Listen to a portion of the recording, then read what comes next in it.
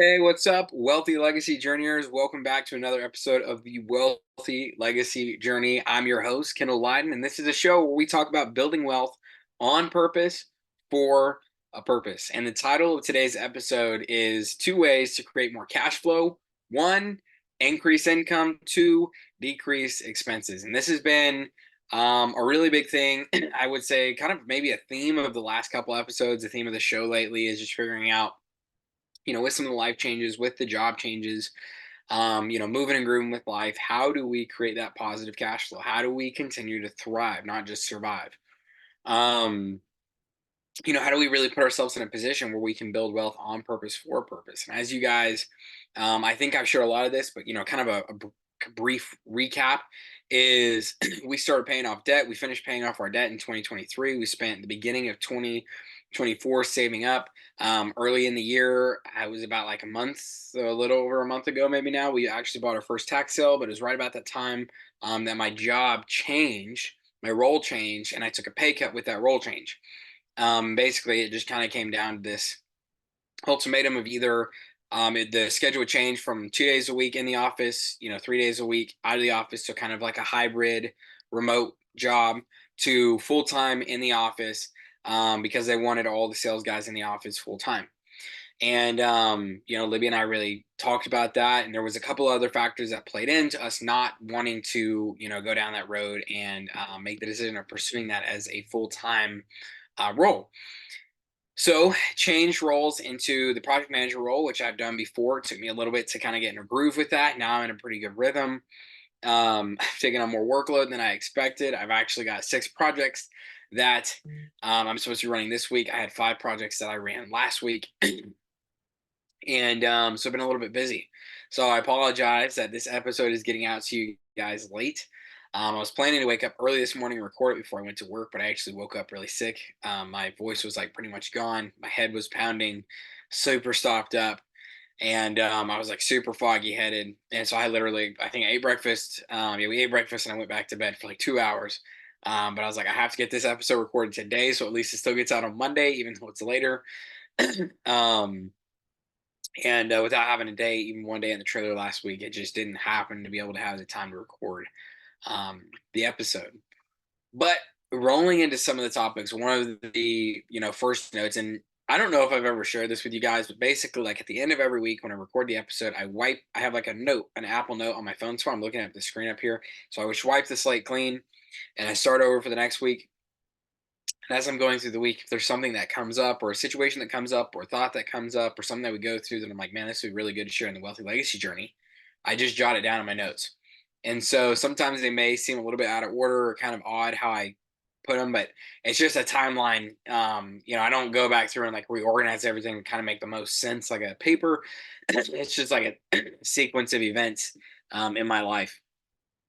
And early last week, I was really having some struggles with having this tight budget, not having positive cash flow. And so I just felt like I was in this point where I was like, okay, I'm having to say no to myself. I can't get a truck. I can't get meat for my deep freezer. I can't, go on any like super fun dates with my wife. I can't take my kids to do stuff. We're not going to go on a summer vacation this year, at least not a big one. I'm planning on going on a really small one, keep the budget really low. We've already saved up for that. There was it just felt like so many areas in my life, it was like I can't do that, I can't do this, I can't do this, I can't do that. But when we had this positive cash flow that we were setting aside every month for paying off debt, that was less fun for me. It was very rewarding for Libby. But then after we finished that process and we started setting money aside to invest, that was way more rewarding for me. We actually bought an investment that was super rewarding for me. But then we just kind of hit this point where it was like we ran out of momentum because of the pay cut. We're basically at break even. We've got no more cash flow. And it killed the momentum for Libby and I. And so we just been looking back like, man, we loved the momentum that we had in our lives from that extra cash flow. So going back to the episode title, was we've really been having conversations over the last few weeks of how do we increase the cash flow in our lives? In what ways can we increase our income, which we did with the tax sale? We're looking into how do we get aggressive with capital gains. We were doing that with the eBay sales, but we were just started our plates got too full. We had too much bandwidth going out, not enough bandwidth to give. And so we had to really pick and say, hey, if we're picking and choosing what's going to be the greatest growth steps for our family at this time, what are those going to be? And so we're still finishing out the eBay stuff. We're not buying any new eBay stuff, but those were small capital gains. And then also decreasing our expenses. So in what way can we decrease expenses? And we've got rid of a lot of the frou-frou stuff a while back whenever we were paying off debt and we were, building up savings for investments. But, we kind of hit this point where it was like the biggest expense in our life was our house, or is our house. When we were looking at the books, though, realizing like there's really not much else to cut. But it was just really getting to this point where it was like this strict budget's good. And it's been so helpful. It's been so extremely helpful, like especially the way, we're doing like the every dollar. Dave Ramsey's like every dollar. It's in the Financial Peace University. They have this every dollar kind of system. And he talks about, putting your money into envelopes. Well, we have different accounts in our bank accounts. So we've got like 10 or 15, something like that, different accounts. And so every month the money comes in and then we just distribute it accordingly. And so there's only so much, money for, all the bits and pieces like gas. There's only so much money for, like utilities. We set aside for utilities every month and all these different things. And so it just helps keep us on track. Sorry. So it's been hard, but it's been really helpful. You know, I think we hit this point though again where it was like, okay, now we have a strict budget, but like we don't even have the opportunity to pay ourselves first because we took this pay cut and now we're kind of at this place where it's like, we're not losing money. We're probably up ahead maybe like 100, $200 every month. But if something big pops up, it'll wipe us out. And we don't have any money to aggressively save and invest. Another thing I've been thinking a lot in the last week has been what can I do to really improve our efficiency with the land deals? And I've actually come up with some really neat ideas. There's going to be more to come on that as we continue to grow. But as I've just been doing the process, I got into it. I'm doing it. I'm feeling out the rhythm. I'm feeling out the cycle. What does it look like to move this deal through the process? um, I started to have some ideas along the way. And it's just like one of those things. It's like you can't sometimes always come up with all the ideas for how to do the process perfectly up front. Same way when I started this podcast, same way for when I first jumped into real estate, and now same way from when I'm getting into tax sales. You just got to figure out the rhythm. And even for us, like right now, we've just been going in circles on this tax sale, trying to figure out like how the heck do we get this thing sold to the point where it was like, okay, I've been holding on to this for a month. I couldn't get the answers I was looking for from title.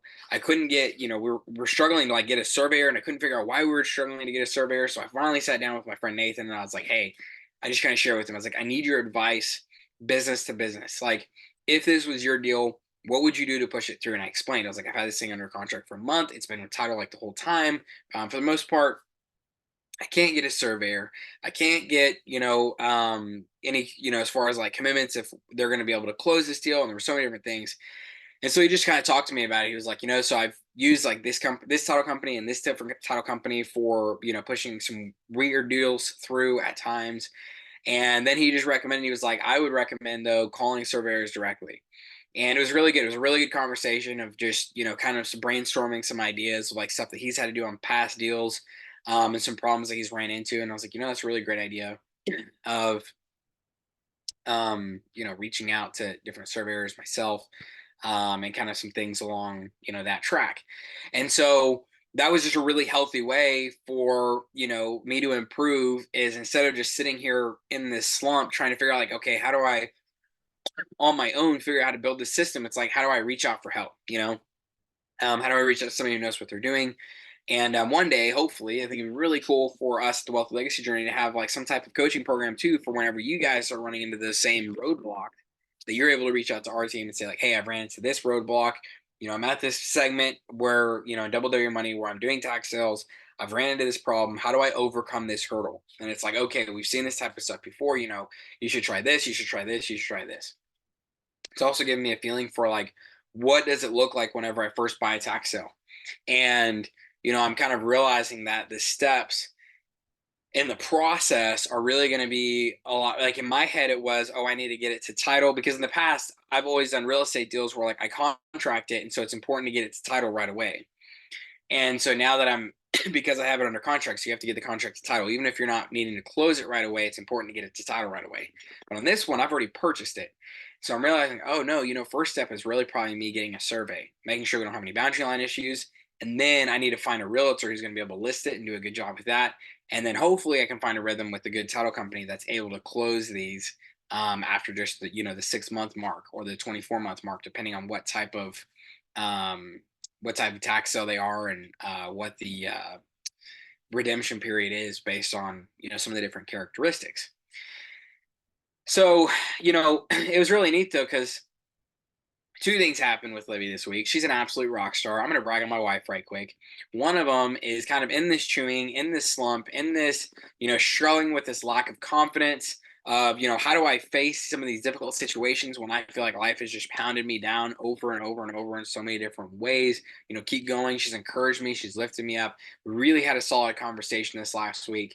And she's like, Kendall, you spent the last over 5 years in this world of real estate, investing, preparing, learning, growing, figuring out what you like to do, what you don't like to do, how to do these deals, how to do deals types that you do enjoy, how to do deal types you don't enjoy, how to do all these different pieces of the process. And now you just have to get confident enough to do it for yourself.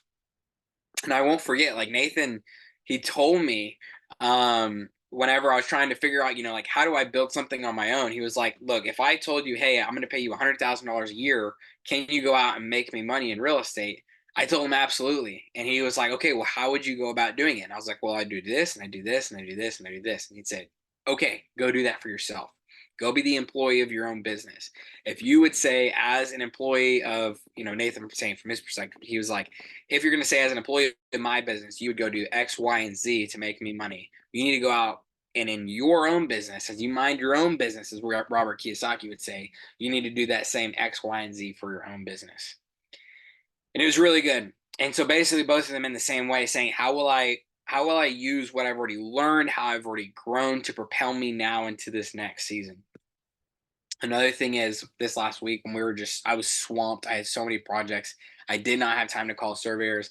I finally called up Libby, or I texted her, and I was like, hey, is there any way you can, call up surveyors for me? Now, something you have to remember, having real estate for a little over 5 years, Libby has not been involved in real estate. But I'll say to preface that, I was not very involved in my family for a long time during the last 5 years. I was there, you know, I was there physically. I was absent mentally. There was a lot of times I was absent physically. I was just, there. There was a season where I was literally only home for like 8 hours a day. I was working so much to try to start up a company called My Home Option years ago. It was very unhealthy, not good for my family. And so, over the last year or so, I've gotten a lot more healthy, a lot more disciplined, a lot more dedicated to my family before I asked Libby to help me. Now Libby's getting excited. She even just told me the other day that she actually wanted to go to a tax sale and be involved in real estate with me, which was like, oh my goodness, like my wife doing this with me, like it got me so excited. But she called the surveyors and she kicked butt. And it was so cool because later I talked to her because she doesn't know a whole bunch about this real estate. So I gave her a little write up. I was like, here's what you're asking for. Here's what you need. Here's the information that you're wanting to get from them, as far as like bids and timelines and all that kind of stuff. And I just kind of said, go for it. We just need to get like, 10 quotes or so. And she did it. She rocked it.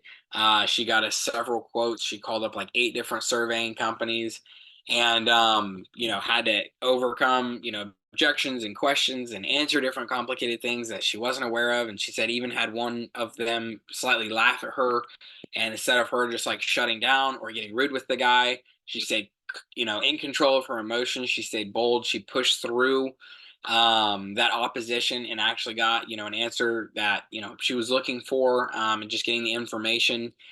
And I was so proud. I couldn't even tell you, like, yes, in real estate you have to push through opposition.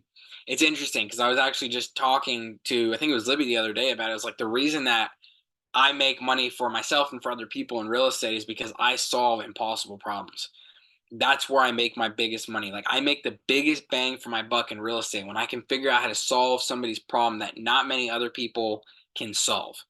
But that means I have to think creatively. That means I have to work. I have to build a process. Just like we're doing now with tax sales, I have to build a process. It's a somewhat unconventional process. It doesn't mean nobody else has ever done it, but it's much more unconventional than the standard like ABC of a traditional sale.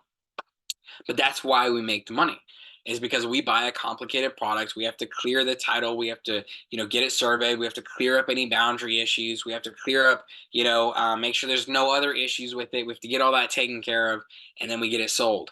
And so we're getting paid for solving the problem, and that's the value that we bring to the market, and that's what we're getting paid for, which is super cool.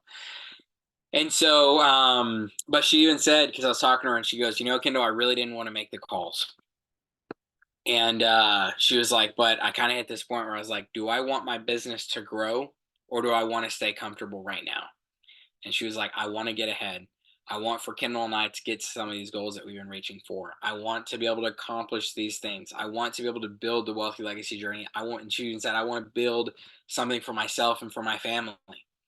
And so she was like, that was the choice to push through the hardest. She said, I have to be the secretary of my own business, push through the difficulty, figure it out as I go, and get into the uncomfortable in order to create growth for my family. I was so proud of her. I can't even explain enough like how she just absolutely rocked it. She did way better with it than I thought she was going to. I was so happy and proud. So I wanted to take some time just to brag on her. Libby, if you watch this, I'm absolutely blown away by how well you did. And I'm so excited for how we're going to be able to grow together as we move forward in the business. If any of my kids are watching this, your mom crushed it. You should be so proud of her. And she really is a huge part of why this business has had so much success. Yes, most days I'm the one on the front lines. But if I didn't have, Libby as my cheerleader, if I didn't have her backing me and supporting me, I wouldn't be where I'm at. And I know I wouldn't get to where I'm supposed to go and where I'm going. The last thing that I want to talk about in today's episode is going back to that title. There's two ways to create more cash flow. One, increase income. Two, decrease expenses. Libby and I have had some really serious conversations this last week, and we've come to the conclusion, a very difficult conclusion for us. It's going to sound insane, but we are going to sell our house, and we are going to move the whole family into a fifth wheel. We're doing this to downsize our expenses, and we're doing this to downsize our responsibilities. So out of this, we are going to be able to, we have equity in our home, praise the Lord. We should roughly we should be able to buy our fifth wheel cash. We're going to buy a used one, a very used one, like 10, 15 years old used. We're going to fix it up with our own two hands. So these two hands and Libby's two hands are going to do most of the fixing up in, which we did at this house. I know we can do it. But it's cheaper to do it that way, that way, because if somebody else, if we buy it fixed up from somebody else, we buy it brand new, that value of the nicety of it is going to be paid out to the manufacturer or to whoever made it nicer. We'll save a lot of money being able to do it with our own two hands. It's only like 300 square feet, but that seems insane because, as you guys might remember, I have a 1-year-old, a 3-year-old, and a 4.5-year-old. 300 square feet. It's going to be interesting. It's like a 40-foot long, 8-foot wide fifth wheel, which is actually, if it's 4, 8, 12, 160, 320. So it's 320 square feet. It's actually 41 feet long, the specific model that we're looking at. As I'm saying it right now, I'm just letting it soak in again. I know it's the right decision. We've thought about it a lot. Because we've thought about like, well, why would we stay? Why would we grow? And we really broke down the pros and cons of both options. But it was interesting because I had actually been thinking about this for weeks, about or maybe even longer than that, about how we probably needed to downsize because we kept coming to this like barrier of our home, our mortgage is the biggest expense of our life. More than that, our mortgage was $1,500 a month. Property taxes just went up, and now our mortgage is $1,750 a month, an extra $250 every single month. And with the pay cut, like I said, it leaves us at the point where we're like maybe making $100 to $200 positive cash flow every month. All the groceries that we buy are necessities. We've cut out all the nice stuff. Another thing is too, our electricity bill in the summer, it's like $600. So we're now paying $1,700, 1750, something like that mortgage. And then if we had, let's just say, a $650 bill for easy math, that puts us at 18 plus 600, puts us like $2,400 going into our house right out of the gate every single month. But if we can buy our fifth wheel cash, we'll pay about $500 or so to park somewhere, and all of a sudden we free up all of that cash flow. That would be pretty nice. We'll still have some other expenses and things like that. But to be at a place where Libby was saying that we'll be able to pretty confidently cash flow $1,600 every single month, positive cash flow, almost $20,000 a year of positive cash flow, way more than we're getting right now. And so really the question came down to it, especially as I was reading Think and Grow Rich by Napoleon Hill and finishing that book so I can get the episode out for the book report. It's a hefty read, but it's so good. One of his big things, though, is just clarity, focus, or as he would say, definitiveness of purpose. Knowing what your goal is and clearing out everything else that doesn't take you to that goal. So Libby and I, our big goal right now is how do we get our family to $1 million? The greenhouse doesn't get our family to $1 million. The farm doesn't get our family to $1 million. The house, the 1 acre that we have to take care of, this big 1,500 square foot house that we have to take care of and have all these different things that we're constantly just cleaning and doing dishes and all this kind of stuff, that doesn't get us towards our goal. We want to be a family. We want to hit these financial goals. We want to build our business.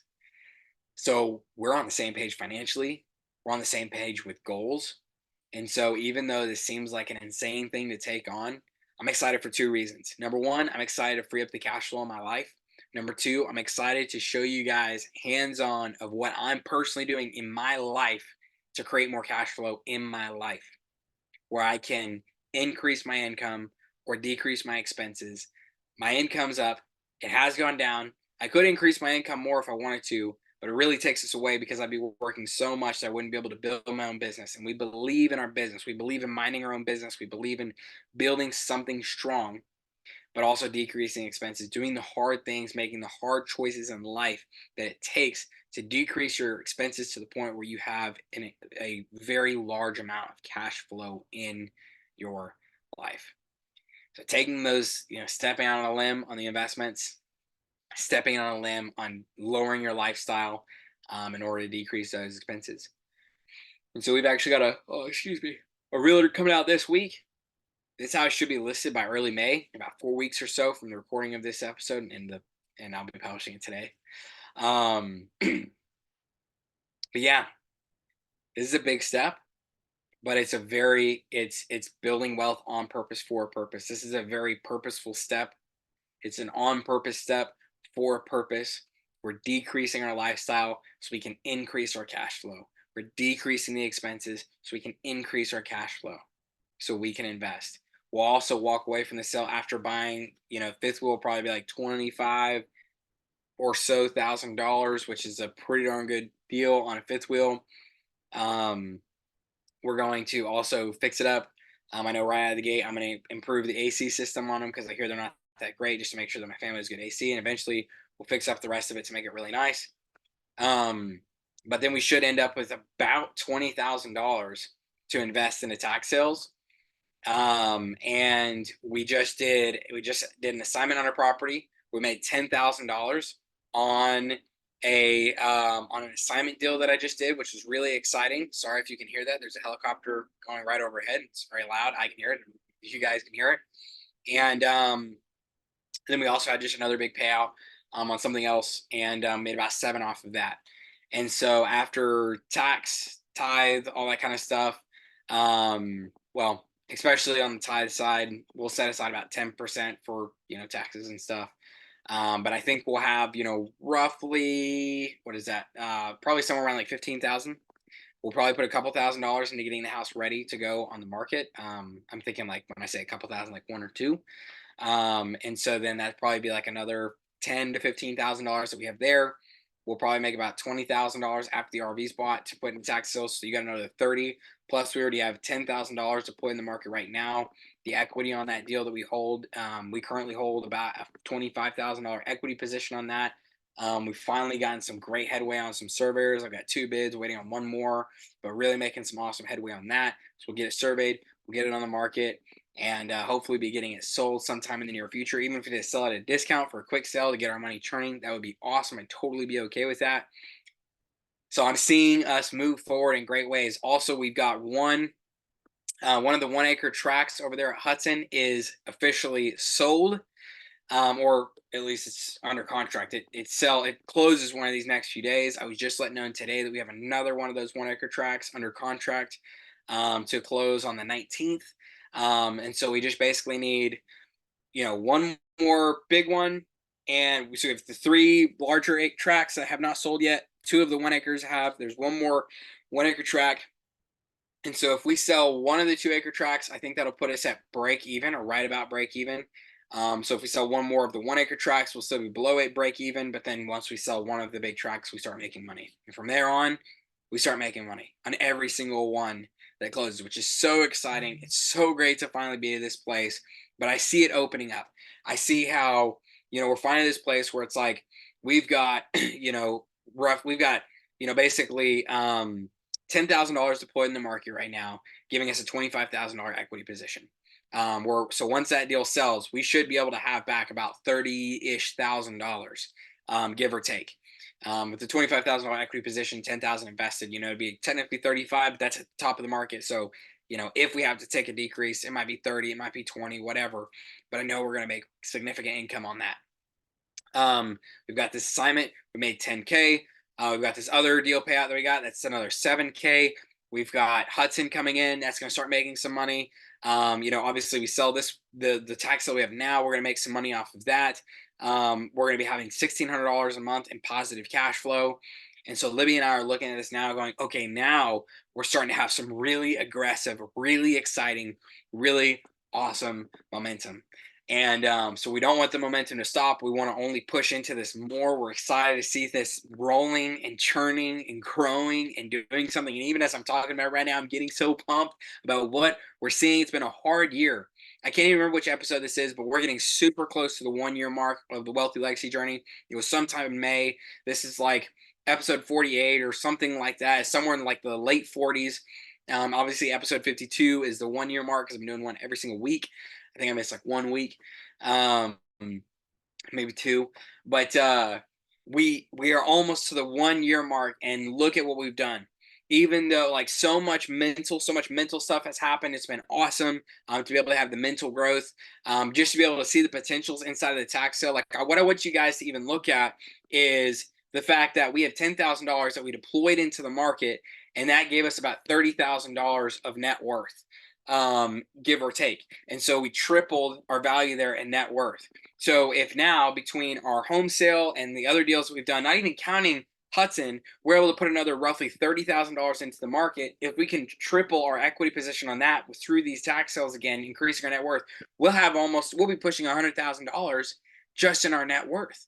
Now, granted, those deals have to sell, but there we're at the 6 figure mark again. Hudson's got about $100,000 to $150,000 adding to my personal net worth as well once that gets sold. That's just in the realtor's hands right now. So then as that sells, we can reinvest that. So you're talking about by the end of the year, I should be at a place, which I'm so excited about. I'm so like, praise the Lord for this, but approaching somewhere around $250,000 net worth, which is actually, I think at that point will be the largest net worth that I've ever had at a single given moment. And then from there, we're just continuing to grow. And a somewhat, aggressive goal, if we can get there, is we're kind of looking at, can we hit we're looking at, can we hit 500,000 by the end of 2024? I don't know, but it's a goal that we're kind of looking at going, is that possible? And then we're looking at 2025 saying, could we hit our million by the end of 2025? And I don't know, because there's some shaky stuff going on in the market right now. We're trying to be safe. We're trying to be a little bit reserved. We're not trying to go all out to where we lose everything. But we're also looking at these goals that we have and we're going, this might be possible. But we're setting ourselves up in a really good position. Another thing I'll tell you guys about downsizing into the fifth wheel is it has only helped to fuel the fire and give us more focus and clarity and that definitiveness of purpose because we're thinking, okay, we're going to go down before we go back up. But I had this really cool vision. It's going to be probably the last thing that I share with you guys as we close, as I was thinking about this transition. And it was almost as like for the last few years, I knew that there was another summit out there, but it was like all I could see was clouds. And it was like finally I feel like I've hit this point in my life through reading these books, understanding the cash flow quadrant, understanding the middle class rat race that Robert Kiyosaki talks about, really not just knowing but applying and understanding the Financial Peace University baby steps, understanding the why behind why Dave Ramsey does what he does. EntreLeadership really inspired me to chase after, building something like Dave Ramsey has built.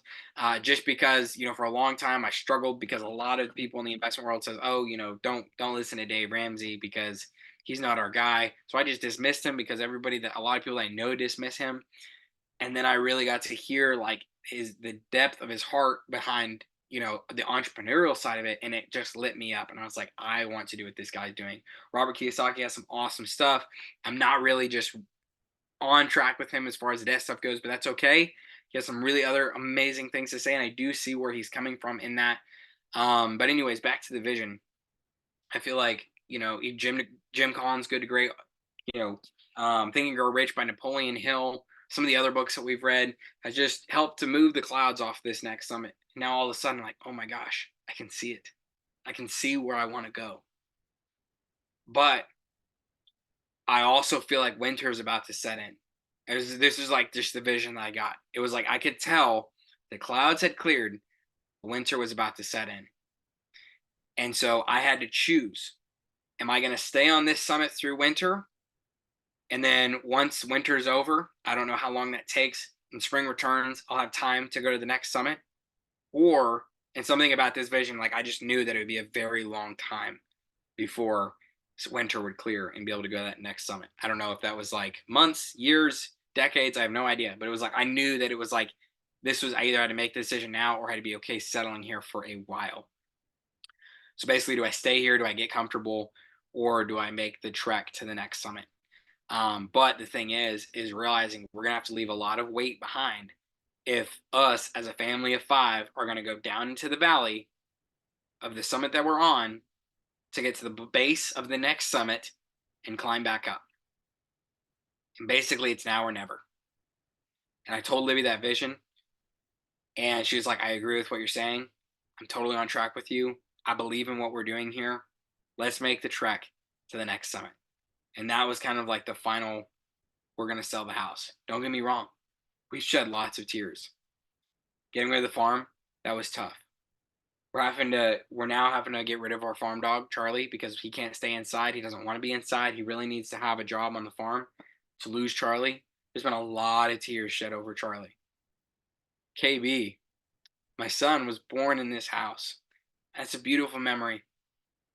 The last house that we lived in was on my in-laws' property. And so we get to go back and see it every once in a while. And it was like a slow removal.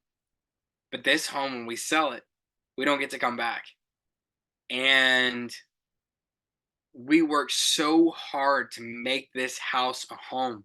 When we fixed it up, and the blood, the sweat, the tears that went into renovating this home, and everything that we put into it, and all the memories that we made here over the last 2 years that we've been here, it's been amazing. This summit has been so good. And it's scary to travel down into the valley. It's scary to think about what you're going to lose. What if things go wrong? What if the trek is not as smooth as it looks like it might be? Because a lot of things have gone wrong the last few years as an entrepreneur. But the most dangerous question that we can leave, in my opinion, in this life is what if? And I don't want to be left with the question of what if I had jumped? Could I have made it to that summit? I just want to know. I want to be able to look back and say, you know what? No, I couldn't make it, but that's okay. Strap up my boots and go again. Or maybe this time we can make it. It hadn't been an easy decision. It hasn't been a light decision, but it's the right decision. So, yeah, let's pray. Lord, I pray that you would guide me and my family as we're making these hard decisions for our future growth. That we'd be effective and disciplined with the fruits that we get from this and use it in a way that is wise and builds and constructs for our future.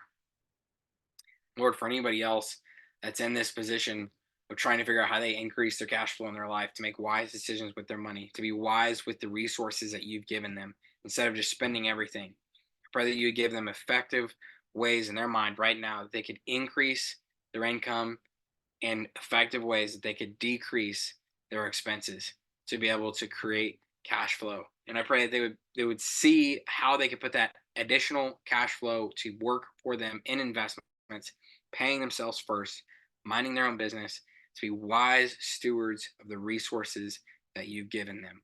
Would you help me to be wise and continue to be an example of wisdom, stewarding my resources well? I pray that anybody watching this would do the exact same. In Jesus' name I pray. Amen. So, guys, just want to remind y'all for our identity mantra, which is honestly perfect for this week now that I think about it. I'm going to say it first. I'm living it out right now. And you're going to, if you haven't heard it before, you're going to know I am when you hear it. You say it after me. I explore the unknown. I conquer new frontiers. My journey is powerful, and my wake is a wealthy legacy. And I'm going to remind you guys, I'm going to remind myself this right now. Wealthy isn't being a bajillionaire. It's simply the ability to cover your monthly expenses without having to lift a finger. It's creating passive investment cash flow. And legacy is leaving a long-lasting impact on others who come after you as they receive the fruit of your labor. You're going to leave seeds. You're going to leave fruit. But you get to decide whether that fruit's going to be good or bad. So let's leave good fruit. So make sure you guys are planting good seeds to yield good trees that will produce good fruit. And if you don't like the fruit that you're tasting out of your life right now, that probably means that the seeds that you planted a few months ago, a few weeks ago, a few years ago were not healthy seeds. How do you start planting healthy seeds today? So that way in 6 months, 12 months, 2 years, 5 years, 10 years, however long it takes, you build up to strong trees producing strong fruit.